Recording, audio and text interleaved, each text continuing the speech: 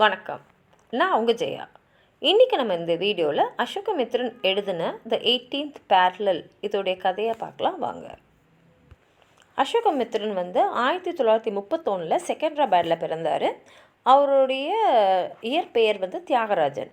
இவர் தமிழில் நிறைய நாவல் எழுதியிருக்காரு. இந்த நாவலான 8th parallel ஆங்கிலத்தில் மொழிபெயர்த்தது கோமதி நாராயணன். அசோகமித்ரன் இந்த கதையில் 1948 ஹைதராபாத்லையும் செகண்ட்ராபாத்லேயும் நிகழ்ந்த நிகழ்வுகளை தான் எழுதியிருக்காரு. இதுவே இதை முதல் ஹைதராபாடிக் நாவலாக நமக்கு காட்டுற மாதிரி அமைஞ்சிருக்கு.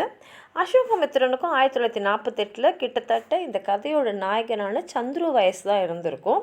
ஒருவேளை அவர் தான் வாழ்க்கையில் நடந்தது கூட இந்த கதையாக எழுதியிருக்கலாம். சந்துரு ஒரு தமிழ் ஃபேமிலியை சேர்ந்தவர். அவங்க செகண்ட்ராபாடில் இருக்கிற லான்சர் பேரக்ஸில் வாழ்ந்துட்டுருக்காங்க. அவரோட அப்பா நிசாம் ரயில்வேயில் ஒரு ரயில்வே எம்ப்ளாயியாக இருக்கார். அந்த இடத்துல மட்டும்தான் தமிழ் ஆளுங்களுக்கும் தெலுங்கு ஆளுங்களுக்கும் வேலை கொடுத்துருக்காங்க. ஏன்னா அந்த ஸ்டேட்டில் இருக்கிற மற்ற டிபார்ட்மெண்ட்ஸ்லாம் பார்த்திங்கன்னா நிறைய முஸ்லீம்ஸ்க்கு தான் வேலை தருவாங்க. சின்ன வயசில் சந்துருவோடைய மனசு எப்படி இருக்கும்னா கிரிக்கெட்னால் ரொம்ப பிடிக்கும். அவனுக்கு நிறைய ஃப்ரெண்ட்ஸ் இருக்காங்க. ஹிந்து முஸ்லீம்ஸ்னு பாகுபாடு இல்லாமல் ஃப்ரெண்ட்ஸ் இருக்காங்க. ஆனால் அவனுக்கு என்ன கஷ்டம்னா இங்கே லோக்கலாக எல்லோரும் பேசுகிற உருதுவும் தெலுங்கும் கொஞ்சம் புரிஞ்சுக்கிறதுக்கு அவனுக்கு கஷ்டம். அவனுடைய வயசு, பெண்கள் இதெல்லாம் தான் அவன் உலகமாக இருந்தது. அந்த சமயத்தில் தான் என்ன ஆகிடுதுன்னா அந்த செகண்ட்ராபாத் ஹைதராபாடெல்லாம் ஒரு நிசாம் கீழே தான் இருந்தது. அவங்க தான் ஆட்டிருந்தாங்க. இப்போ அவங்க என்ன பண்ணிட்டாங்கன்னா இந்தியா சுதந்திரம் வாங்கின உடனே ஹைதராபாத் செகண்ட்ராபாத்லாம் இந்தியாவோட சேர்ந்துடணும் அப்படின்னு இருந்தது. ஏன்னா இந்தியா பாகிஸ்தான் பிரிஞ்சிடுச்சு. ஆனால் இங்கே இருக்கிறவங்கள நிறைய பேர் முஸ்லீம்ஸுன்றதுனால அவங்களுக்கு இந்தியாவோட சேர்த்துக்கு இஷ்டம் இல்லை. ஏன்னா ஹிந்துஸ் அங்கே ரொம்ப கம்மி, நிறையா முஸ்லீம்ஸ் தான் வாழ்ந்தாங்க. அதனால் நாங்கள் தனியாக நாடாகவே இருக்கோம், இல்லைன்னா பாகிஸ்தானோட நாங்கள் சேர்ந்துக்கிறோன்ற மாதிரி தான் இருந்தாங்க. அதனால் கிட்டத்தட்ட ஒரு கலவர பூமியாக இருந்தது. பின்னாடி ஒரு சிவில் பால் மாதிரி நடந்து தான் இந்தியாவோட ஹைதராபாடும் செகண்ட்ராபாடையும் சேர்க்க வேண்டியிருந்தது. அதனால் என்ன ஆயிடுச்சுன்னா அந்த நிசாம் இருந்தார். அவர் தான் அந்த ஹைதராபாத் செகண்ட்ராபாட்லாம் ஆண்டுட்டு இருந்தார். அவர் கீழே ரசகர்சன் முஸ்லீம் வாலண்டரி குரூப், அது ஒரு மிலிட்ரி குரூப் மாதிரி போர் பயிற்சிலாம் எடுத்துக்கிட்டு அவங்க இந்தியா தன்னோட போருக்கு வர்றதுனால அவங்க போர் பயிற்சி எடுத்து தயாராகிட்டு இருந்தாங்க. ஏன்னா அவங்களுக்கு இந்தியன் கவர்மெண்ட்டோட சேர்றதுல இஷ்டமே இல்லை. இப்போ இதுக்கு நடுவில் மாட்டிக்கிட்டது அங்கே வாழ்ந்த தமிழர்களும் மற்றவங்களும் தான்.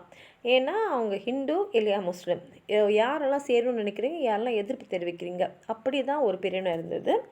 அந்த கலவரம் பயங்கரமாக போயிட்டு இருந்தது. அதாவது சந்துருவால் காலேஜ்க்கே போக முடியல. ஏன்னா ஹிந்துஸை பார்த்தாலே முஸ்லீம்ஸ் தாக்கிட்டு இருந்தாங்க. அதே மாதிரி யாரெல்லாம் காங்கிரஸ் சப்போர்ட்டர்ஸோ அவங்களும் தாக்கிட்டு இருந்தாங்க. சந்துருவும் தாக்கப்படுறாரு. அதே சமயத்தில் அங்கேருந்த முஸ்லீம்ஸ் ரொம்ப கலவரத்தில் ஈடுபடுறது, ரொம்ப பயங்கரமாக பிஹேவ் பண்ண ஆரம்பிச்சிட்டாங்க. இத்தனை நாள் வரைக்கும் அவங்களோட நட்பாக இருந்த காசிம்னு அவங்க பக்கத்து வீட்டுக்காரரே ஒரு நாள் அவங்க வீட்டுக்குள்ளே அவங்களோட வீட்டு குழாவை மூடிட்டு தண்ணி பஞ்சமாக இருக்குது, இந்த நேரத்தில் போய் இவ்வளோ தண்ணியை நீங்கள் வேஸ்ட் பண்ணுறீங்களேன்னு கத்திட்டு போகிற அளவுக்கு இருந்தது. அது சமயத்தில் நிறைய நியூஸ், அதாவது நிசாமுக்கு சிட்னி காட்டன்லேருந்து வெப்பன்ஸ்லாம் வருது, ஆயுதங்கள்லாம் வருது. அப்புறம் ரசக்கரோட லீடரான காசிம் ராஸ்வியை பற்றி நிறைய விஷயங்கள் வந்துட்டு இருந்தது. அதுக்கப்புறம் கம்யூனிஸ்ட்லாம் நிசாமோடைய படையில் சேர போகிறாங்க. அதே மாதிரி பாகிஸ்தான் நிசாம் இந்தியன் ஆர்மியோட ஃபைட் பண்ணுறதுக்கு ஹெல்ப் பண்ண போகிறாங்க. இது மாதிரி நிறைய செய்திகள் வந்துட்டு நேரத்தில் தான் காந்தி சுட்டு கொல்லப்படுறாரு. நாடே நில குலைஞ்சு போயிடுது. அந்த சமயத்தில் தான் என்ன ஆகிடுதுன்னா எதிர்பார்க்காம நிசாமும் இந்தியன் கவர்மெண்ட் கீழே சரண்டர் ஆகிடுறாரு. அதாவது இந்தியாவோட ஹைதராபாடை செகண்ட்ராபாடை இணைஞ்சிக்கலாம், நான் ஃபுல்லாக சரண்டர் ஆகிட்டேன் அப்படின்னு. இப்போ என்ன ஆயிடுச்சுன்னா சந்துரு ஏற்கனவே காந்தி சுட்டு கொல்லப்பட்டதில் ரொம்ப ஒரு மாதிரி பாதிக்கப்படுறாரு. அதே சமயத்தில் இந்த முஸ்லீம்ஸ் எல்லாம் இந்த இடைப்பட்ட காலத்தில் நடத்தின தாக்குதல், ஹிந்துஸ் மேல் நடத்தின தாக்குதலும் அவரை ரொம்ப பாதிச்சிருக்கு. அது மாத்திரம் இல்லாமல் அந்த இடத்துல எப்போதுமே முஸ்லீம்ஸோட டாமினேஷன் நிறையா இருந்திருக்கு. ஹிந்துஸ் கொஞ்சம் சப்மிசிவாக தான் இருந்திருக்காங்க. அதில் கடந்த சில மாதங்களில் அவங்க இந்த ரசகல்ஸ் பண்ண அட்டூழியம் பயங்கரமான லெவலில் இருந்ததுனால இப்போ என்ன ஆயிடுச்சுன்னா எங்கெல்லாம் ஹிந்துஸ் அதிகமாக இருந்தாங்களோ அந்த இடத்துலலாம் இருந்த முஸ்லிம்ஸ்கள் பயங்கரமாக தாக்கப்படுறாங்க.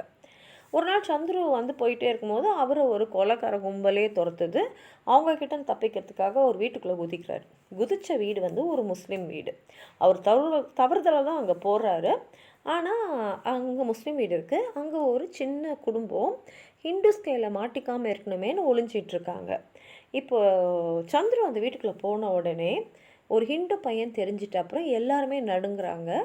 எல்லாரும் நடுங்கிட்டு இருக்கும்போது ஒரு சின்ன பொண்ணு, ஒரு அப்போ தான் ஒரு பாலப்பருவம் வந்து ஒரு சின்ன பொண்ணு அவன் எதிர்க்க வந்து கை கும்பி என் குடும்பத்தை ஒன்றும் பண்ணிடான்னு சொல்லிட்டு அவன் ஆடியே கைட்டுட்டு தண்ணியே எடுத்துக்கோ, என் குடும்பத்தை வந்து விட்டுடு அப்படின்னு சொல்கிற மாதிரி நின்னான். இந்த அதிர்ச்சியை சந்துருவால் தாங்கிக்க முடியல. எந்த அளவுக்கு வந்து இங்கே நடக்கிற கலவரத்தில் தானும் ஒரு பங்காக இருந்திருக்கோம், அந்த கலவரம் வந்து என்னையும் வந்து கலங்கப்படுத்திடுச்சுன்னு தெரிஞ்சிச்சு. அங்கேருந்து வேகமாக ஓடி போயிடுறான்.